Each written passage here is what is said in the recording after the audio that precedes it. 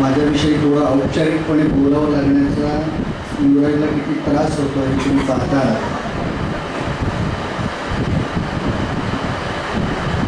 एकूण माझं सगळ्यांशीच जे काही नातं आहे ते याच प्रकारचं आहे आणि ते जाणतेपणे आहे. त्यामुळे सुरेशविषयी बोलताना सुद्धा मला असा त्रास होणार आहे याची तुम्हाला जाणीव असेल. त्याच्यावरची फिल्म आपण पाहिली, त्याचं मानपत्र आपण ऐकलं. तो स्वतःही अतिशय सविस्तर आपल्याशी बोललेला आहे.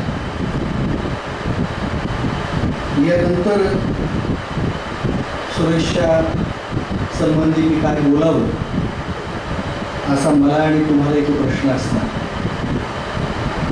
कारण संयोजकांनी रचना अशी केलेली आहे की सुरेशच्या कामाबद्दल तो जो विषय रेशनचा किंवा अन्न सुरक्षेचा हाताळतो आहे त्याबद्दल विलीप मुंदकर हे तज्ज्ञ आहेत.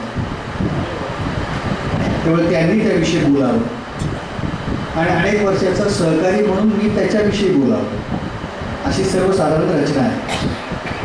आणि संयोजकांचा आमचा अनौपचारिक संबंध तुम्ही पाहिलेला आहे त्यामुळे त्यांनी ती थेट कळवलेली आहे. म्हणजे हा काही माझा अंदाज नव्हे, तर हीच मुळातली ठरवलेली योजना आहे. आणि मग त्याच्यामध्ये मला सुरेशविषयी बोलायचं आहे.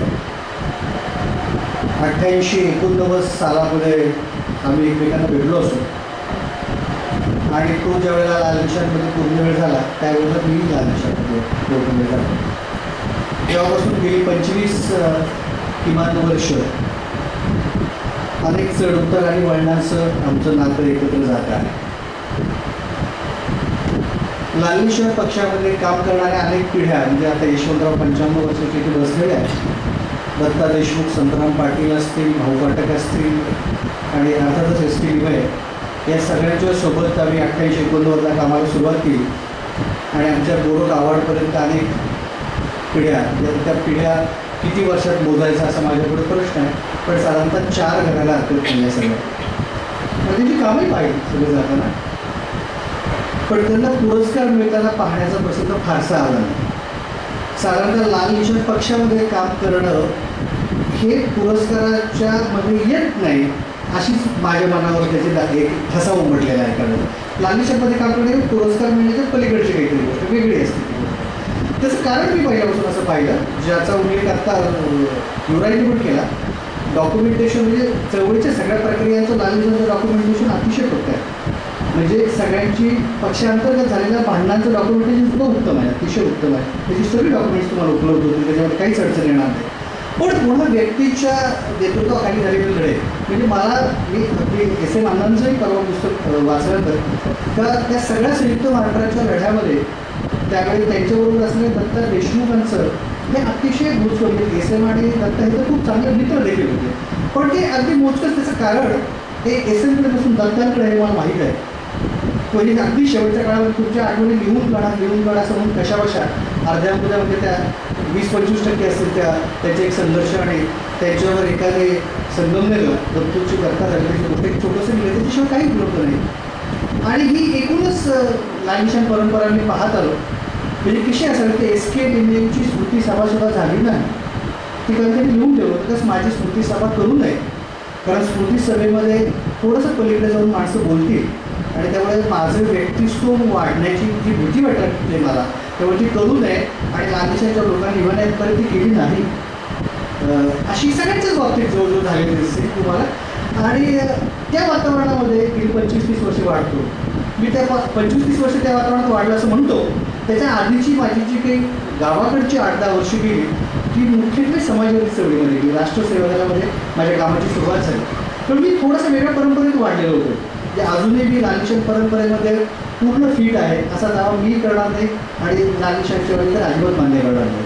ते मी थोडा पंचमस्तंभी ज्याला म्हणतात तसा लाल निशाण परंपरेमध्ये राहिलेलो आहे. काय म्हणत तसं राहिलेलं आहे. पण एकूणच जे थोडंसं मोकळं ढोकळ वातावरण म्हणजे एकेकाळी डांगेंनी तो एस.के. मठ असं म्हटलं होतं. पण 89 नंतर मठातही जे मोकळेपण आलं होतं त्याच्यामध्ये माझं अस्तित्व तिथे राहू शकलं. तेवढाच एक फार तर त्याचा भाग मांडता येईल. आणि या सगळ्या काळामध्ये सुरेश हा आमच्या पिढीचे जे काही त्याने एक 5 जोडपी आमच्या पिढीची आम्ही त्या काळी लाल निशाणमध्ये आलो. पुढे तो कालावधी थोडा पुढे मागे त्यातले एकाने नोकरी करायची आणि एकाने पुन्हा वेळी आपल्या डाव्या पूर्वीपासूनची पद्धत होती त्याच पद्धतीने ते सगळं होतं. आणि तेव्हापासून सुरेशला एक मित्र म्हणून मी पाहत आलो. त्याचं जे लग्न झालं ते माझ्या मावस बहिणीशी, त्यामुळे तो नातेवाईक पण झाला आणि सहकारी पण होता. या तिन्ही नात्यांची कुंपण आमच्या 25 वर्षामध्ये आहे.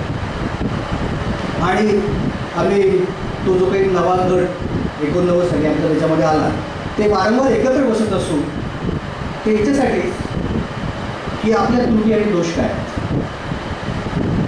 आपलं चुकतंय कुठे. आणि त्यामुळे त्याची माझ्याकडे एकमेकांकडे आमच्याकडे इतकी जंत्री आहे की आपलं चुकलंय कुठे आणि आपलं चुकतंय कुठे.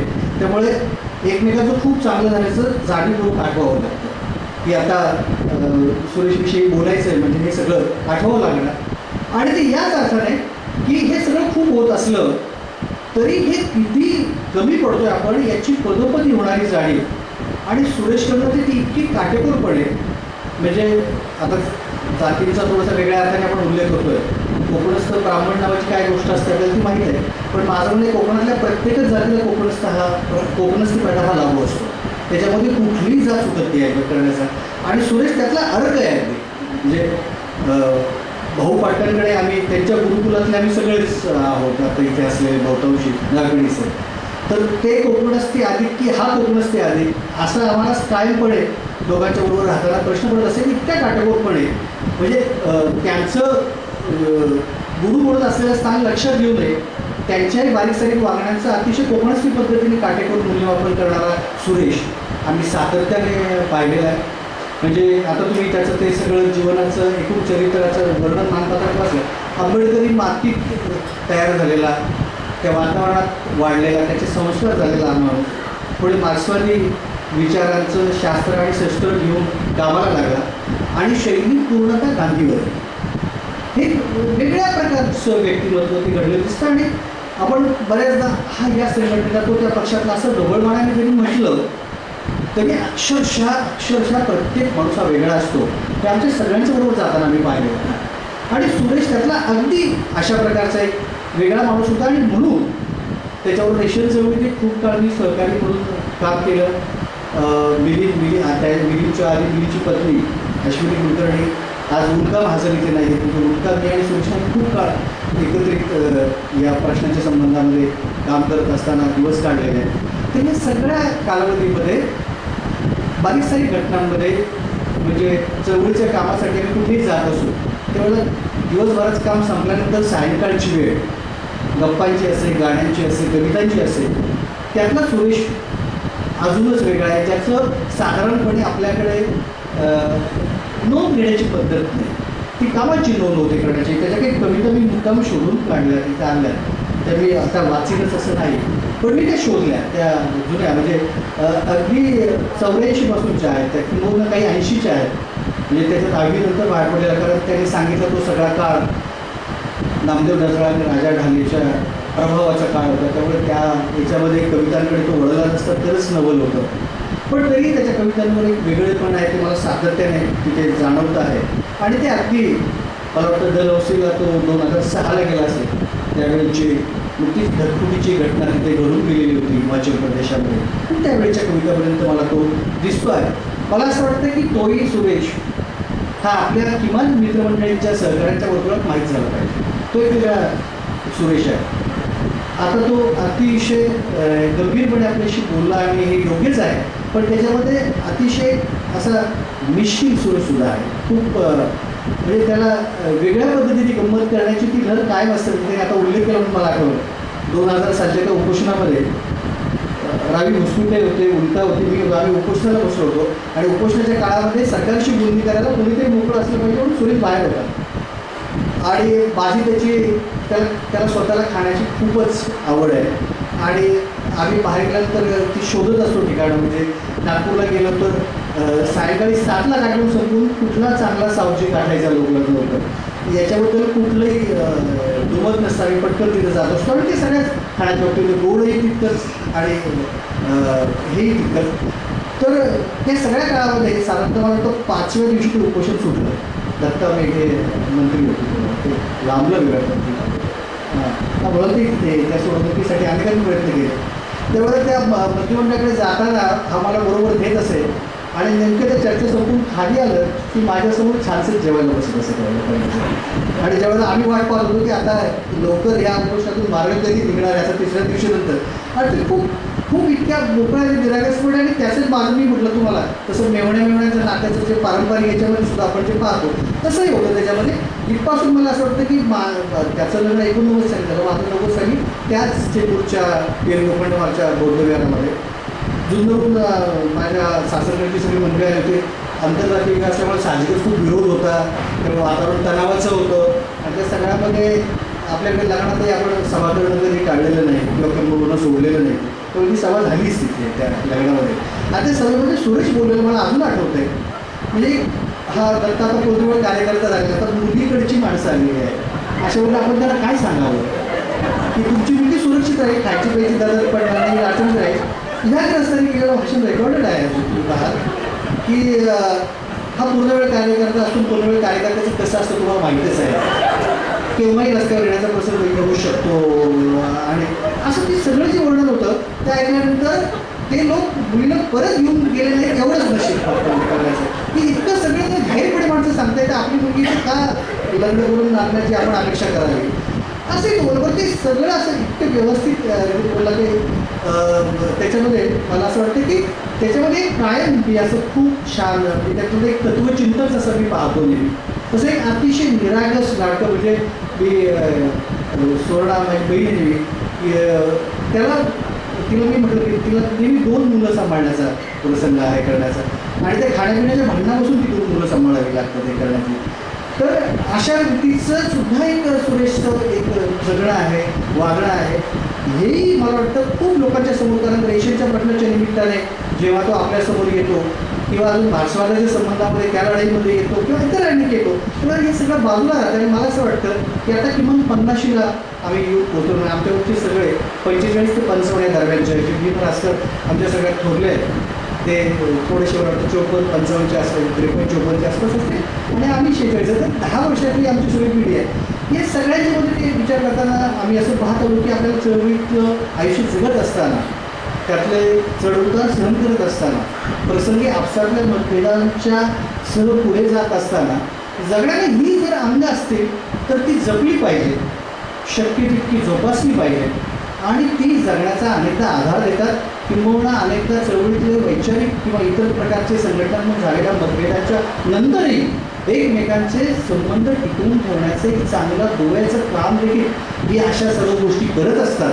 आणि म्हणून मला असं वाटतं की या पुढच्या काळामध्ये चळवळीच्या सगळ्या कार्यकर्त्यांच्या संदर्भात विषमता निर्मूलन शिबिराचा त्याचा उल्लेख झाला आणि त्यानंतर आता जवळजवळ सगळंच कार्यकर्त्यांचं एकत्र येण्याचं असं थांबलेलं आहे. विचारवेध संमेलनामध्ये थोडे अकॅडमिशियन जास्त कार्यकर्ते त्यांनी येत असत ते घडत असेल. पण मला असं वाटतं की पुरोगामी चळवळीतल्या याच्या स्थितीबद्दल खूप बोलता येईल, त्याच्या अनेक वर्णनं करता येईल. पण त्यातले अशा प्रकारचे आता पूर्ण कार्यकर्त्यांची सुद्धा खूप संकल्पना बदलत चाललेल्या आहेत. तरी अंशवेळ कार्यकर्ते आहेत, इतर काही करता करता काम करणारे लोक आहेत. हे सगळ्या कार्यकर्त्यांना केव्हा तरी एकत्रित भेटण्याची वर्षातनं एक संधी आपण निर्माण केली पाहिजे. मग ती साडेकोटी स्मारकाने करावी, ती विश्वकर्मी ट्रस्टने करावी, राष्ट्रसेवा दलाने करावी, ती अजून कोणी करावी. आणि पण तिथं खूप चळवळीच्या पलीकडचे जाणारे अजून काही प्रश्न कार्यकर्त्यांचे तिथे असतात आणि त्याचबरोबरीने एक बाहेर एक समाज अजून आहे तोही आपल्याकडे पाहत असतो. त्याच्याही या वेगवेगळ्या प्रसंगाच्या निमित्ताने काही अपेक्षा असतात. त्याचंही अशा वेळेला जर आपल्याला दर्शन घेता आलं, ते समजून घेता आला तो करावा. मी एवढ्यासाठी म्हणतो की सुरेशला पुरस्कार मिळाल्याचं बातम्या आल्यानंतर खूप वेगळ्या लोकांचे फोन आणि मंडळ आले. एक अगदी आपल्या चळवळीच्या पलीकडचं असलेला माणूस त्याचं एक छोटंसं पत्र आलं, त्यांनी ते मला फॉरवर्ड केलं म्हणून मला माहीत आहे. त्याचं नाव मी नंतर सांगतो. त्यांनी याचं अभिनंदन केलं सुरेशचं आणि शेवटी तो पुढे एका ओळीत असं म्हणतो की अतिशय प्रामाणिकपणे आणि सातत्याने एखाद्या सामाजिक कार्यासाठी निस्वार्थ धडपड करणे आणि त्याचवेळी स्वतःतील सौजन्यशीलता जपणे या गोष्टी वर्षानुवर्षे साधणारे, चढ उताराने नाउमेद न होता सतत कार्यरत असणारे कार्यकर्ते कमी असतात. आपण त्याच्यापैकी आहात, म्हणून आपल्या या धडपडीला यश येत राहावं ही शुभेच्छा देण्यासाठी पत्र. हा एक सॉफ्टवेअर कंपनीचा मालक आहे. कधीतरी आयुष्यात पूर्वी चळवळीशी संबंध आलेला माधव शिरवळकर पूजा सॉफ्टवेअरचे मालक. तर अशा अनेकांची मतं मी पाहिली. मी म्हणतो की कदाचित आपल्या इथे असणाऱ्या सगळ्यांना सुरेशच्या कामाची माहिती, सुरेश माहिती आपण ते करू. अशी बाहेरची किती माणसं असतील की सुरेश सावंतांना असं काही गौरव झाला की त्यांना बरं वाटतं. साहित्य संस्कृतीच्या चळवळीच्या क्षेत्रामध्ये अशी काही माणसं वेगळी आहेत, त्यांना काही काय वाटत असेल असं, त्याच्याबद्दलचा काय विचार करत असेल. म्हणजे त्या लोक आमकर चौघ लोक आमकर जसा कार्यकर्ता तसं एक आर्टिस्ट आहे. म्हणजे बबल नोंडेपासूनची सुरेश बरोबरची खूप मोठी कवी मंडळी आहे. मी आज विचार करतो की ते काय विचार करत असतील हे करणार आहे की काय सुरेश या संबंधामध्ये जगण्याचं काय झालं. कारण आपण आता मग अशी उल्लेख तो थोडासा सोडून गेला. तो एका कॉलेजात प्राध्यापक, तो वर्तक कॉलेजला वसईला तो प्राध्यापक म्हणून जात होता. दुसऱ्या एका कॉलेजमध्ये तो गेला 2 ठिकाणी. हां, पण त्याच्यातून तो बाहेर कोण त्यावेळेला खूप करत असं वाटलं आंबेडकर चळवळीमध्ये, अरे इतकं चांगलं असताना प्राध्यापकी करून वेळ असतोच की, काम करता येईलच की, त्यासाठी पूर्ण वेळ कार्यकर्ता होण्याची काय करत तो निर्णय घेणार. आता बिलिंग आमच्या सहकारी बसले तर अनेकांना आंबेडकर चळवळीमध्ये तो वाटला नाही असा की हा निर्णय इतका अशी, कारण आयुष्य कसं काढलं होतं त्या PL लोखंडे मार्गावरच्या झोपडपट्टीमध्ये. जेव्हा हा अमर हुतात्म्याचा संपादक म्हणून वाळवायला गेला तेव्हा मी वर्ष 1.5 वर्ष तिथे राहिलेलो आहे. रोज साधारणतः भुशीने उकरलेली 2 टोपली माती रोज काढल्याशिवाय त्या घरामध्ये राहता येत नव्हतं. अशा स्थितीत वाटलेल्या माणसाने अशाकडे जर गेलं आणि त्याच्याबद्दलचं जर त्याला काही वाटलं तर ते चुकीचं काय होतं. पण या सगळ्यातून पलीकडे जाऊन हे जे निर्णय त्याने घेतले आणि त्याच्यातून आज त्यांनी म्हटलं ते निश्चितपणे की वस्ती जरी सोडली असली तरी नाळ तुटू दिली नाही त्याने. त्या वस्तीशी पण नाळ ठेवली, गावाशी पण नाळ ठेवली आणि या चळवळीबरोबर राहताना तो एका टप्प्यावर पोहोचलेला आहे. मी त्या ट्विटरकडे आणि इतर गोष्टींकडे आत्ता जाणार नाही. मला माहिती आहे की सुरेश अतिशय सविस्तर बोलला आहे. फक्त मला त्याच्या या काही वेगळ्या बाजूंची म्हणजे ते त्या तिन्ही गोष्टींमध्ये साधारणतः आलं नाही ते मला तुमच्यापर्यंत पोहोचवावं असं मला वाटलं, म्हणून मी त्याविषयी आपल्याशी बोललो. आत्ताच्या या काळामध्ये सम्यक संवादाचा त्यांनी उल्लेख केला आणि त्याच्यावर अनेकांचं असं प्रकारचं पुरोगामी चळवळीतलं आदानप्रदान विचारांचं व्हावं आणि त्याच्यातून एक सोशल मीडियासारखी गोष्टसुद्धा आता आपण बऱ्यापैकी ती वापरतो आहोत. आपण इथे जमलेले बहुतांश लोक सगळे करणार आहे. सुनील सारखा एक अतिशय तज्ञ त्यातला मित्र आपल्याबरोबर आलेला आहे आणि इतर अनेक मंडळी आहेत. संजीव चांदोरकर PSS मध्ये ते त्याच्यामध्ये मदत करत आहेत. त्या सगळ्यांच्या मदतीने आपल्याला हे जे काही चळवळीचं भले त्याच्यामध्ये कमकुवतपणा आला असेल, त्याच्यामध्ये आपण मागे पडलो असून अनेक गोष्टी असेल तरी सुद्धा ते टिकवून ठेवायला अशी वेगवेगळी साधनं आपल्याला निर्माण करावी लागतील आणि त्याच्या आधाराने या एका निश्चित एका काळामध्ये पुन्हा एकदा या समाजव्यवस्थेमध्ये आपण ज्या विचाराने जगतो आहोत, ज्या विचाराने काम करतो आहोत त्याची एक निश्चित गरज आहे. हे तुमच्या माझ्या अस्तित्वासाठी आणि प्रतिष्ठेसाठी आपण टिकून राहावं आणि कसं कसं एकमेकाला जगवं असं नाही. तर त्या समाजव्यवस्थेला खरोखर अजून ती गरज तिथे दिसते आहे आणि त्याच्यासाठी ते टिकवून ठेवणं गरजेचं आहे.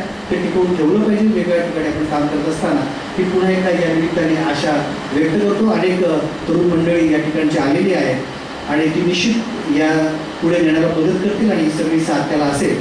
पुन्हा एकदा सुरेशच्या या सगळ्या कामाला मित्र म्हणून आणि सहकारी म्हणून साथ सोबत करताना शुभेच्छा देण्याचा औपचारिकपणा वाटेल कदाचित. तो मी एवढ्यासाठीच करतो की सुरेश म्हणाल खरी गरज आहे की मी म्हटलं तसं लांडेश्वर परिवारामध्ये व्यक्ती ही इतकी बाजूला सारली जाते. तेही मला तर पुनर्विचार करावा असं वाटलं की इतक्या व्यक्तीला कमी लेखावं का, इतक्या अभिमुख्याने त्याला बाजूला ठेवता. शेवटी व्यक्तीसुद्धा काहीतरी प्रमाणामध्ये घडवत असते आणि त्याचं थोडंसं ॲप्रिशिएशन जर केलं तर ते फारसं काही संघाचं बिघडणार नाही. एवढा मला वाटतं नव्या काळामध्ये हाही विचार करायला हरकत नाही आणि त्यानं माणसाला थोडंसं प्रोत्साहन जर बळ मिळालं तर त्याचा अधिक चांगला उपयोग होऊ शकेल. त्यामुळे मी पुन्हा एकदा केशव गोरे ट्रस्टचे आभार मानतो. कारण ह्या सगळ्या समाजवादी परिवर्तन संस्था आहेत. एस एस जोशी फाउंडेशन असेल, केशव गोरे ट्रस्ट असेल आणि तो तसा डाव्या चळवळीतला कार्यकर्ता आहे. आंबेडकरी आणि मार्क्सवादाबद्दल तो म्हणाला ते समाजवादी आणि डाव्या चळवळीच्या बद्दलचं नातं सुद्धा आपल्याला माहिती आहे की ते जसं बरोबरीचं आहे तसं त्यातला संघर्षही आपल्याला माहीत आहे. त्यातल्या अनेक ताणतणावही आपल्याला माहिती आहे. अशा काळामध्ये मला खरोखरच फार आनंद होतो की समाजवादी चळवळीतल्या अतिशय धुरीणांनी आणि नव्या कार्यकर्त्यांनी या प्रकाराने सुरेश सावंतचा या पुरस्कारासाठी विचार केला. याबद्दल पुन्हा एकदा त्याबद्दल मनपूर्वक आनंद आणि समाधान व्यक्त करतो आणि या ठिकाणी थांबतो. जय हिंद.